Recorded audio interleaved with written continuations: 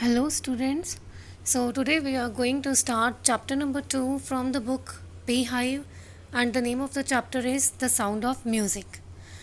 So, this chapter is divided into two parts. So, the part 1 is that Evelyn Glennie listens to sound without hearing it, and this part is written by, I think, Deborah Colley. Yes, Deborah Colley. So this is the author, this is the writer who has written this part, and today we will study about this first part, that Evelyn Glennie listens to sound without hearing it. So as the name itself indicates, that there is a protagonist, there is a character who is a girl, and her name is Evelyn Glennie, and she listens to sound. She listens to sound.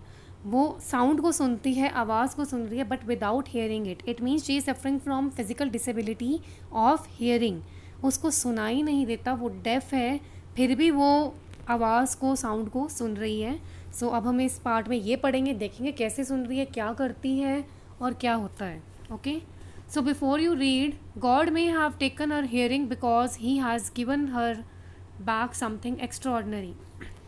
तो read करने से पहले हमें writer कुछ बता रही है, कुछ पूछ रही है. वो ये कह रही है कि शायद भगवान ने उसकी सुनने की शक्ति इस करके छीन ली है बेशक, लेकिन बदले में उसको कुछ एक्स्ट्रा ऑर्डनरी दिया. हम लोग बड़ी बार ऐसी बातें सुनते हैं अपने डे टू डे लाइफ में, कि जैसे कोई ब्लाइंड भी होता है, the person who is blind, जो देख नहीं सकता, अगर वो देख नहीं सकता फिर भी उसको भगवान ने कुछ ऐसे, आप कह लो, स्पेशल क्वालिटीज़, कुछ एक्स्ट्रा ऑर्डनरी फीचर्स दिए होते हैं कि भाई वो टच करके, उस टच को महसूस करके बहुत अच्छे से बता सकता है कि ये वही वाला पर्सन है या नहीं है, चाहे वो देख नहीं सकता.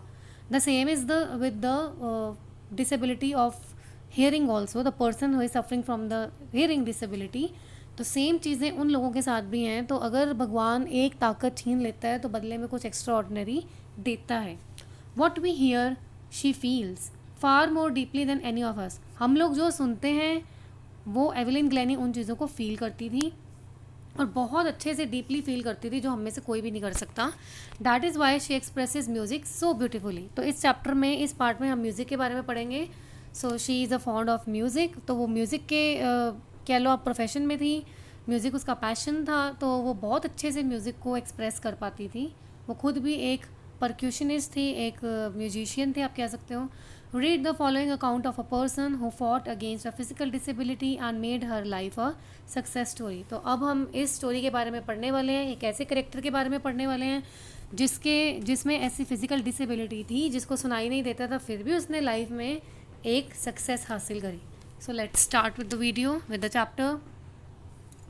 Rush hour crowds jostle for position on the underground train platform. A slight girl looking younger than her 17 years was previous yet excited as she felt the vibrations of the approaching train. जॉसल का मतलब क्या होता है? जॉसल का मतलब होता है push रफली, धक्के मारना, रफली धक्के मारना. तो ये अब सीन एक प्लेटफॉर्म का है, एक रेलवे स्टेशन का है, जहाँ पे वहाँ पे बहुत ज़्यादा धक्का मुक्की चल रही है और वहाँ पे अंडरग्राउंड कोई ट्रेन का प्लेटफॉर्म है.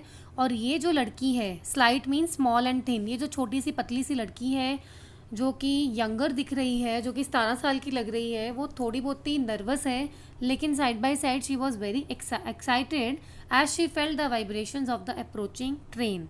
वो साइड बाय साइड एक्साइटेड भी है, थोड़ी सी नर्वस है ऑब्वियसली, क्योंकि वो एक फिजिकल एबिलिटी से गुजर रही है, उसको कुछ भी सुनाई नहीं देता, लेकिन वो एक ट्रेन के प्लेटफॉर्म पे खड़ी है जहाँ पे धक्का मुक्की चल रही है, और वो पतली सी छोटी सी लड़की 17 साल की है, थोड़ी सी नर्वस है लेकिन एक्साइटेड है, क्योंकि उसको सुनाई तो नहीं देता, बट शी लिसन, फिर भी वो किसी तरीके से सुनती है. She listen by feeling the vibrations को फील करके कि ट्रेन आ रही है, ट्रेन आने वाली है, इन चीज़ों की वाइब्रेशन को फील करके वो एक्साइटेड हो रही है, because she was going to some city और सम कंट्री. वो किसी सिटी और किसी कंट्री में जा रही है, वो लंदन जा रही है basically. It was her first day at the prestigious Royal Academy of Music in London and daunting enough for any teenager fresh from a Scottish farm. ये उसका पहला दिन है. वो कहाँ पे जा रही है? एक बहुत ही अच्छी प्रेस्टिजियस सी रॉयल अकेडमी ऑफ म्यूज़िक, जो कि लंदन में है, लंदन जा रही है, रॉयल अकेडमी में जा रही है, म्यूज़िक की अकेडमी है। एंड डॉन्टिंग इनफ, डॉन्टिंग का मतलब होता है फ्राइटनिंग, थोड़ा डरा हुआ, लेकिन उसको थोड़ा बहुत डर भी लग रहा है, enough for any teenager fresh from a Scottish form.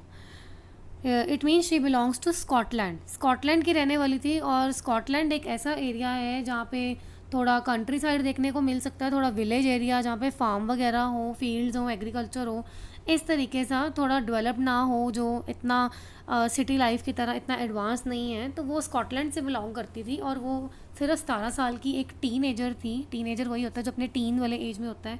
She was just 17। तो वो थोड़ा सा डर भी रही थी कि भी मैं ऐसे शहर से उठ के लंदन जैसे एक बड़े शहर में जा रही हूँ। But then aspiring musician faced a bigger challenge than most, she was profoundly def.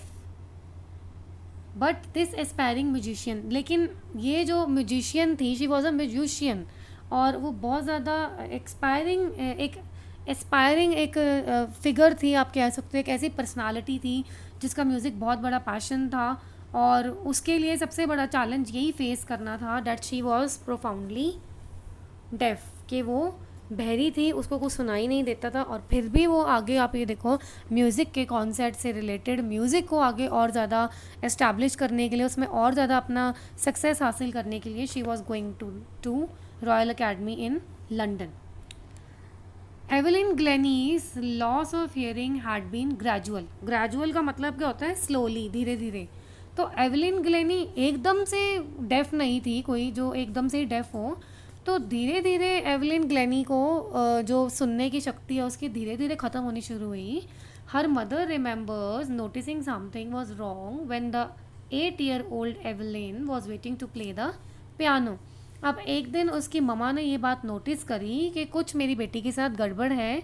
जब वो 8 साल की थी, और 8 साल की उम्र में जब उसको पियानो के लिए, पियानो प्ले करने के लिए कहीं पे बुलाया जा रहा था, तो तब उसकी मदर ने नोट करा कि भी she was waiting for her turn to play the piano.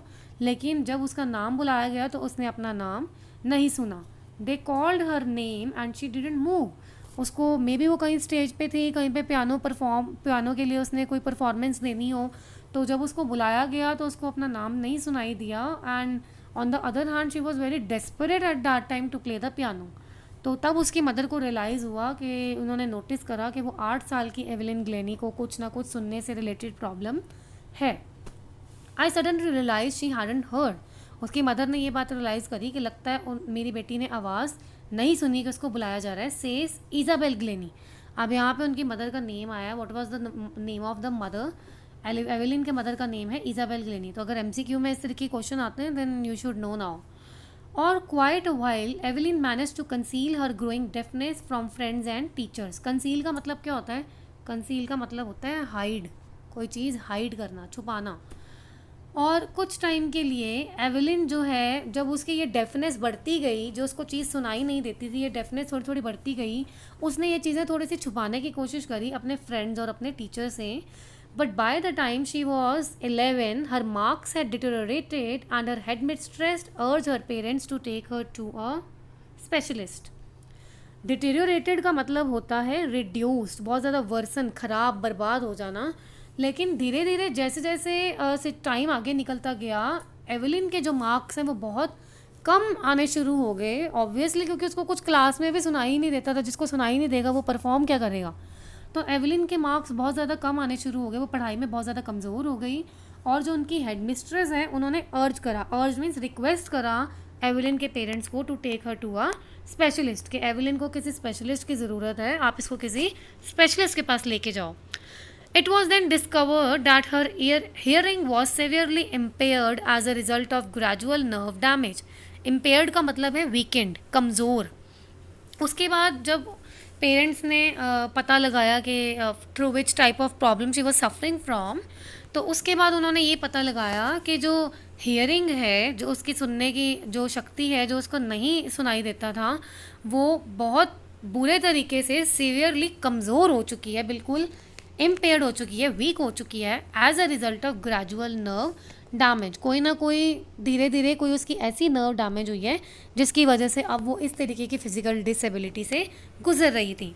They were advised that she should be fitted with hearing aids and sent to a school for the deaf. और उसके बाद उनके parents को भी सबने यही एडवाइस दी कि उसको कोई हेयरिंग एड्स वगैरह लगाए जाएं, कोई जैसे कानों में मशीन लगाई जाती है सुनने की, जिससे कुछ हद तक सुनाई देता है, कुछ एक्सटेंड तक। तो सबने उनके पेरेंट्स को यही एडवाइस करी कि इसको हेयरिंग एड्स दिए जाएं और इसको उस स्कूल में भेजा जाए जहाँ पे इस तरीके के फिज़िकल डिसेबिलिटी वाले लोग रहते हैं, यानी कि उसी तरीके के स्कूलों पे जहाँ पे जिन बच्चों को सुनाई नहीं देता, जो डेफ होते हैं, ऐसे स्पेशल स्कूल्स में भेजा जाए। Everything suddenly looked black says Evelyn. अब इसका मतलब क्या है, एवरीथिंग सडनली लुक ब्लैक। अब एकदम से जिसको सुनाई नहीं देता और ऐसे ऐसे उसके साथ सिचुएशंस हो रही हैं, लोग इस तरीके की बातें कर रहे हैं, उसको स्पेशल स्कूल्स में भेजने की बात हो रही है, तो एकदम से उसके आगे सब सारा कुछ अंधेरा छा गया। उसको लगा कि बस उसके लाइफ में अब सारा कालापन है। Everything seem to be black, सब ख़त्म है। But Evelyn was not going to give up. लेकिन एवेलिन ने फिर भी ये चीज़ डिसाइड करी कि मैं हार नहीं मानूंगी, मैं गिव अप नहीं करूँगी। She was determined to lead a normal life and pursue her interest in music. Pursue का मतलब क्या होता है, फॉलो करना। लेकिन वो बहुत ज़्यादा डिटर्मिन थी, उसमें कुछ कर दिखाने की चाह थी और उसने ये सोचा कि नहीं, मैं तो नॉर्मल लाइफ जीऊँगी जैसे बाकी सब जीते हैं। और उसने क्या डिसाइड करा, to follow her interest in music. वो बहुत ज़्यादा म्यूज़िक के बहुत ज़्यादा फॉन्ड थे, उसको म्यूज़िक बहुत पसंद था। उसने यही सोचा कि मैं अपना म्यूज़िक का पैशन फॉलो करूँगी। She was interested in music और उसने अपना वही म्यूज़िक का करियर की तरफ फॉलो होना शुरू हो गई। And then one day she noticed a girl playing a xylophone and decided that she wanted to play it too. Now xylophone क्या होता है, आपको इमेज दिखाई दे रही होगी। So this is a xylophone, a musical instrument with a row of wooden bars of different lengths. ये जो आपको दिखाई दे रही है रोज बनी हुई है, डिफरेंट लेंथ है, तो ये एक xylophone एक म्यूजिकल इंस्ट्रूमेंट होता है। तो उसके बाद उसने एक दिन क्या नोटिस करा, एवेलिन ने ये नोटिस करा कि एक लड़की है वो जाइलोफोन का एक इंस्ट्रूमेंट प्ले कर रही है। और एवेलिन ने सोचा कि बस अब तो मैं भी इस तरीके का इंस्ट्रूमेंट प्ले करूँगी। Now she wanted to play it too. Most of the teachers discouraged her, but percussionist Robin Forbes spotted her potential. Percussionist कौन होता है, a person who plays the drum, the tabla etcetera. तो जो person जो basically musical instruments को play करता है, drum, tabla, जो ऑर्केस्ट्रा में स्टेजेस पे परफॉर्म करे जाते हैं, जो उन चीज़ों को प्ले करता है म्यूज़िकल इंस्ट्रूमेंट्स को, उसे परक्यूशनिस्ट कहा जाता है। तो बहुत सारे टीचर्स ने उसे डिस्करेज करा। बहुतों ने बोला नहीं कि भी ये क्या जाइलोफोन बजाएगी या इसको इस तरीके के म्यूज़िक में नहीं जाना चाहिए, जो सुन ही नहीं सकती, वो म्यूज़िक के करियर को ऑप्ट करके करेगी क्या। So that was the thinking of some of the teachers, basically most of the teachers. लेकिन एक परक्यूशनिस्ट थे, रॉन फॉब्स जिनका नाम है, ये नाम आपको पता होने चाहिए, रॉन फॉब्स, जिन्होंने उसके पोटेंशियल को, उसके काबिलियत को देखा, महसूस करा कि ये लड़की वाकई अपनी ज़िंदगी में म्यूज़िक के करियर में कुछ करना चाहती है। He began by tuning 2 large drums to different notes. उन्होंने क्या करा, रॉन फॉब्स ने, अब उन्होंने 2 बड़े बड़े लार्ज ड्रम्स बजाना शुरू कर दिया, डिफरेंट अलग अलग नोट्स पे उनको ट्यूनिंग देते हुए। ठीक है, तो ये सारा कुछ बेसिकली म्यूज़िक से रिलेटेड है। बड़े बड़े ड्रम्स में कैसे कैसे आवाज़ निकालनी है, कैसे उनको टोन देनी है, related to all this stuff is related to music. तो उन्होंने ऐसा करना शुरू करा। Don't listen through your ears, he would say, try to sense it some other way, says Evelyn. Suddenly I realized I could feel the higher drum from the waist up and the lower one from the waist down.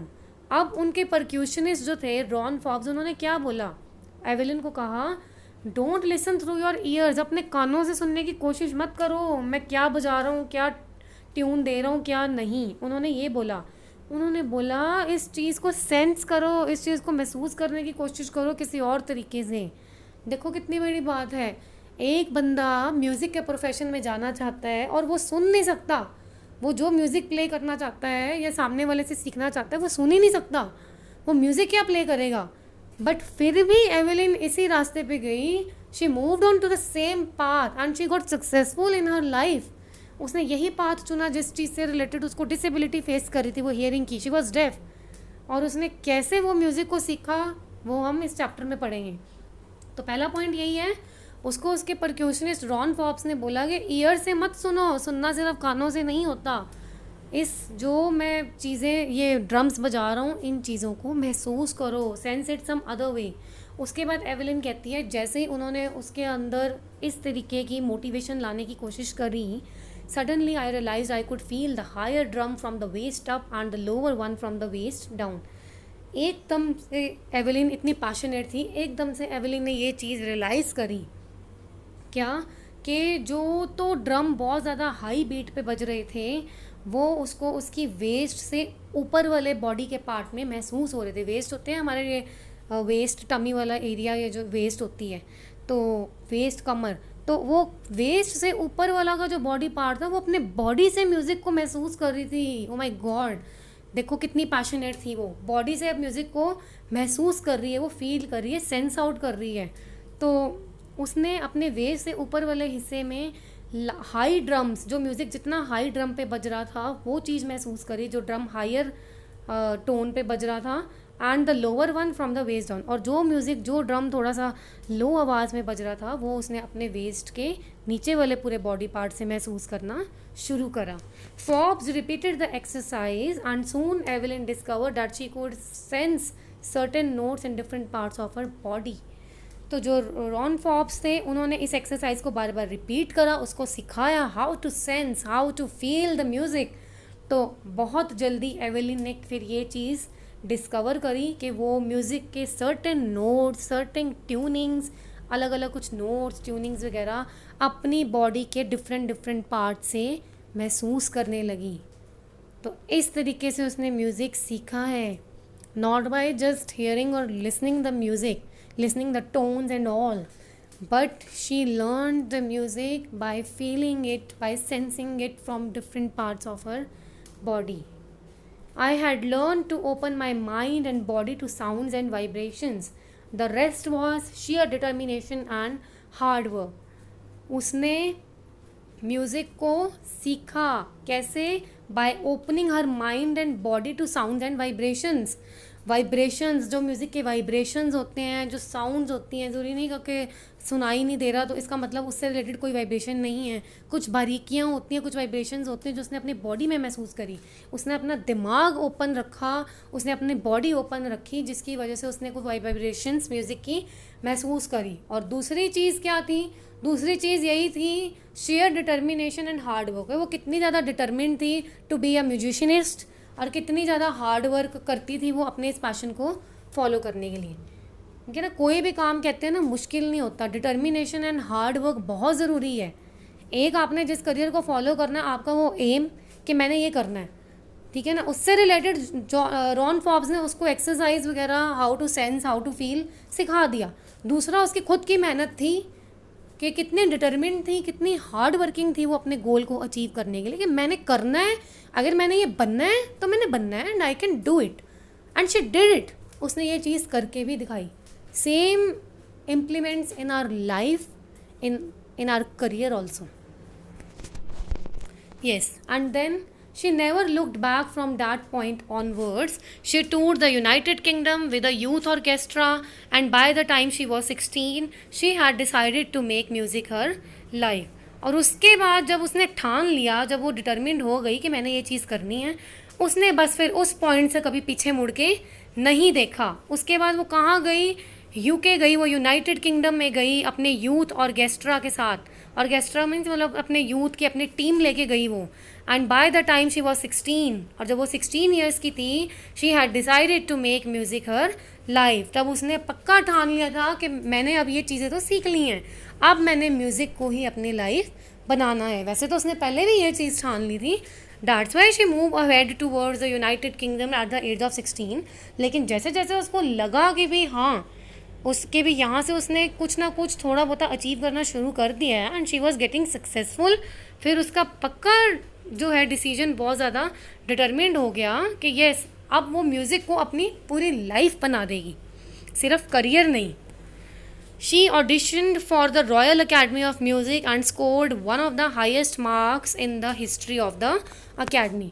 Audition का मतलब क्या होता है? Gave a short performance so that the director could decide whether she was good enough. Audition का मतलब यही होता है, चाहे किसी मॉडलिंग वाले करियर में देना हो, चाहे किसी मूवीज़ वाले करियर में, चाहे किसी भी अपने इस तरीके के करियर में ऑडिशन जब देना हो, तो हम बेसिकली अपना टैलेंट दिखाते हैं, एक शॉर्ट परफॉर्मेंस देते हैं कि हम उस चीज़ में कितने फिट बैठते हैं। तो उसने रॉयल अकेडमी ऑफ म्यूज़िक के लिए ऑडिशन दिया और उसने सबसे ज़्यादा हाईएस्ट मार्क्स स्कोर करे। उस अकेडमी की पूरी हिस्ट्री में किसी ने इतने मार्क्स अच्छे स्कोर नहीं करे जितने उसने करे। She gradually moved from orchestral work to solo performances. At the end of her 3-year course, she had captured most of the top awards. धीरे धीरे वो ऑर्केस्ट्रल वर्क में थी पहले, ठीक है, यानी कि सबके साथ कॉम्बिनेशन में वो म्यूज़िक वगैरह के परफॉर्मेंस देती थी। उसके बाद धीरे धीरे वो सोलो परफॉर्मेंस पे आई, वो इंडिविजुअल परफॉर्म करने लगी। और जब उसका ये 3 साल का कोर्स था, इस 3 साल का कोर्स जब ख़त्म होने वाला था, उसके एंड में उसने सबसे ज़्यादा टॉप अवार्ड्स उसने कैप्चर करे। उसको सबसे ज़्यादा अच्छे टॉप के अवार्ड्स उसको मिले जब वो रॉयल अकेडमी ऑफ म्यूज़िक में थी। After for all this Evelyn won't accept any hint of heroic achievement. If you work hard and know where you are going, you will get there. इतना कुछ achievement करने के बाद भी Evelyn अपने आप को कोई भी एक हीरोइक पर्सनालिटी नहीं मानती थी। वो ये नहीं समझती थी कि मैंने बहुत कुछ कर लिया है, मैंने इतने अवार्ड्स ले लिए तो मैं बहुत बड़ी महान कलाकार बन गई हूँ। ऐसा कुछ भी नहीं था। वो ऐसा कोई भी अपने आप को एक हीरोइक पर्सनालिटी नहीं मानती थी कि मैं कुछ हूँ। उसकी एक ही फिलॉसफी थी that if you work hard and know where you are going, you will get there. वो कहती थी अगर तुम हार्ड वर्क करोगे और अगर तुम्हें पता है कि तुमने कहाँ जाना है, तुम्हारा कहाँ फोकस है, कहाँ तुमने अपनी ज़िंदगी को या अपनी लाइफ को लेके जाना है, तो तुम वहीं पहुँचोगे through your hard work and determination. And she got right to the top, the world's most sought after, most percussionist, multi-percussionist with a mastery of some 1,000 instruments and hectic international schedule। और हुआ भी क्या, ये philosophy follow करते करते वो बहुत ऊंचाइयों पे गई, वो दुनिया की सबसे ऊंचाई पे गई, वो टॉप पे गई, अपने लाइफ के सक्सेस की तरफ गई। World's most sought after multi percussionist, sought after का मतलब मोस्ट पॉपुलर, वर्ल्ड का जो मोस्ट पॉपुलर मल्टी परक्यूशनिस्ट था with a mastery of some 1,000 instruments and hectic international schedule. यहाँ तक इतने बड़े बड़े लोगों से भी वो मिली। इंटरनेशनल शेड्यूल, जो लोगों के इतने हेक्टिक, इतने बिजी होते हैं, मल्टी परक्यूशनिस्ट, बड़े पॉपुलर जो परक्यूशनिस्ट हैं, जो किस किस इंटरनेशनल लेवल पे परफॉर्म करते हैं, वो वहाँ तक भी गई।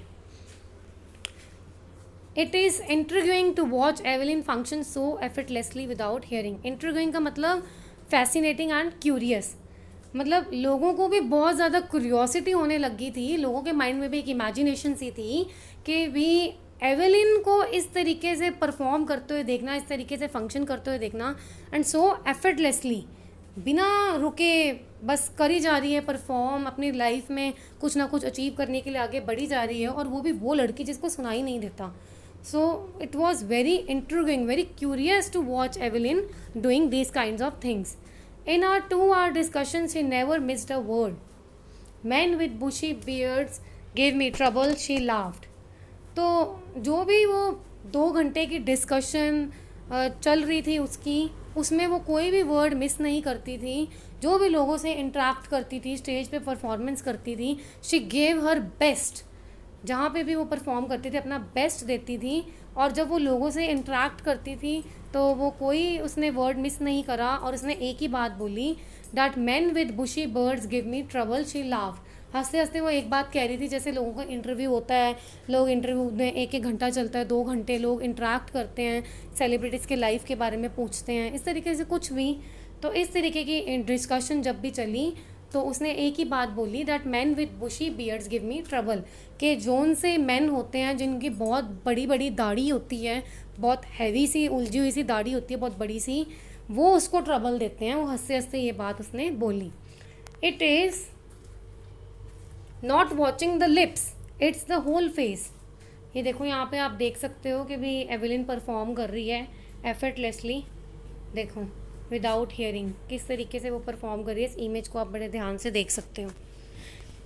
यस, तो वो ऐसा क्यों बोल रही है कि वो इसलिए कहती है क्योंकि वो जब लोगों की बातों को समझने की कोशिश करती है, whenever she communicate with any other people, तो वो लोगों के लिप्स को देखती है, वो लोगों के लिप्स को बेसिकली रीड करने की कोशिश करती है कि सामने वाला क्या कह रहा है. और it's the whole face, specially the eyes. पूरा फेस भी ऑब्जर्व करती है, आइज़ भी ऑब्जर्व करती है. तो वो थोड़ा हंसते हंसते कह जाती है कि जिन मैन की बहुत बड़ी दाढ़ी होती है तो उनके लिप्स वगैरह रीड करने में बहुत दिक्कत होती है. She speaks flawlessly with a Scottish lilt. Flawlessly means without a fault और मिस्टेक. बिना किसी गलती के, बिना किसी फॉल्ट के वो बहुत अच्छे से बड़े फ्लो में बोलती है. And with a Scottish lilt. Scottish lilt का मतलब क्या है? वे ऑफ स्पीकिंग, यानी कि एक्सेंट कह सकते हो आप. जो एक एक्सेंट होता है बोलने का, जैसे हम लोगों का इंडियन एक्सेंट है, तो उसका स्कॉटिश एक्सेंट था, तो वो उसी में बोलती थी. My speech is clear because I could hear till I was 11, she says. और वो ये भी कहती है, मैं जो बोलती हूँ मेरी स्पीच इस करके क्लियर है क्योंकि जब तक मैं 11 साल की थी तब तक मैं बहुत अच्छे से सुन सकती थी. But that doesn't explain how she manage to learn French and master basic Japanese. और वो ये भी कहती है, लेकिन इसका मतलब ये नहीं है कि भी, मतलब ये चीज़ नहीं एक्सप्लेन कर सकती कि उसने फ्रेंच और जो मास्टर बेसिक जापानीज़ है वो कैसे सीखी. फिज़िकल डिसेबिलिटी होने के बावजूद भी, हियरिंग की डिसेबिलिटी होने के बावजूद भी she manage to learn the 2 languages and that is French and master basic Japanese. Basic Japanese सीखी उसने, फ्रेंच सीखी डेफ होने के बावजूद भी. तो वो ये कहती है कि भी मैं 11 ईयर्स तक सुन सकती थी और आगे मैंने अब ये कैसे सीखी, तो ये चीज़ें कोई एक्सप्लेन करना इतना मायने नहीं रखता. मतलब नहीं कर रही वो, दैट डजंट एक्सप्लेन. मतलब कि चाहे वो सुन नहीं सकती थी, जब उसने इतना बड़ा म्यूज़िक का पाथ ऑप्ट करके वहाँ पे सक्सेस हासिल कर ली, तो लैंग्वेजेस सीखना उसके लिए फिर क्या बड़ी बात थी. So I think that is all for today's lecture. Okay, यहाँ तक आप रीड करना. अभी भी इसके यस 4 पैराग्राफ्स रह गए हैं और वीडियो बहुत एक्सटेंड हो रहा है. So yes, this is all for you. So read this by your own, and if you face any doubt do contact me. Thank you.